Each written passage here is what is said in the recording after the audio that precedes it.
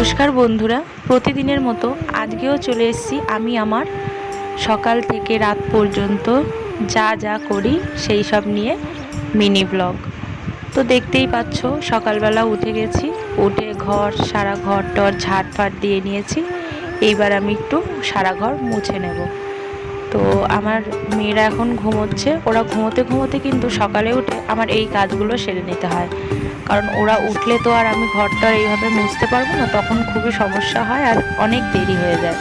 তো এই যে দেখতে পাচ্ছ মশারি টাঙানো রয়েছে, ওরা ঘুমোচ্ছে, আর এই যে আমি ওই ঘরটাও মুছে নিচ্ছি। তো ওরা দুজনেই ছোট, উঠলে আমার তো কাজ করতে সমস্যা হবেই, এর জন্য আমি তাড়াতাড়ি ওঠারই চেষ্টা করি। তো এই যে আমার ঘরটার মোছা কমপ্লিট, বাসন মাজা কমপ্লিট। এইবার ম্যাডামরা উঠে গেছেন, এই যে ওদেরকে এবার উঠাচ্ছি। আমার বড় মেয়ের কিন্তু একটু জ্বর আছে, তো অল্প জ্বর আছে, তো এই যে ওষুধ খাইয়ে দিচ্ছি ওকে।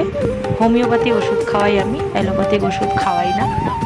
তো ওষুধ খাইয়ে নিয়েছি, একটু আদর করে দিচ্ছি যেহেতু শরীরটাও ভালো না। আর এইবারও পড়তে যাবে বড় মেয়ে, ওকে পড়তে পাঠাবো।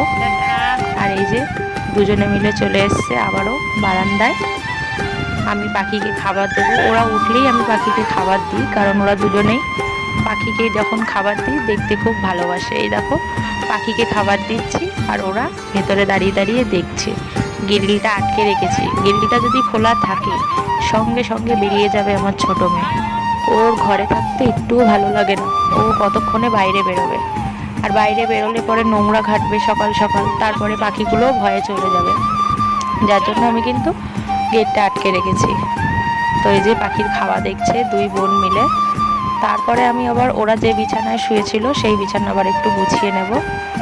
দেখতেই পাচ্ছ এই পুতুলগুলোতে এত ঝুল পড়েছে, একদিন সময় করে ধুতে হবে। তো আজকে একটু ঝুল পড়েছিল বলে কোনো রকম একটু ঝেড়ে নিলাম।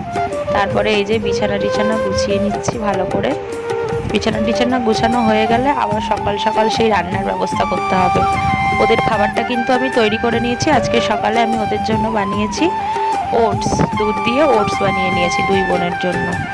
তো আমিও এদিকে সবজি কাটি, ওরা দুই বোনও ওদিক দিয়ে সবজি কাটে, মানে আমি সবজি কাটি সেইগুলো নিয়ে মানে কি যে করে সারা ঘর নোংরা করে কি বলবো।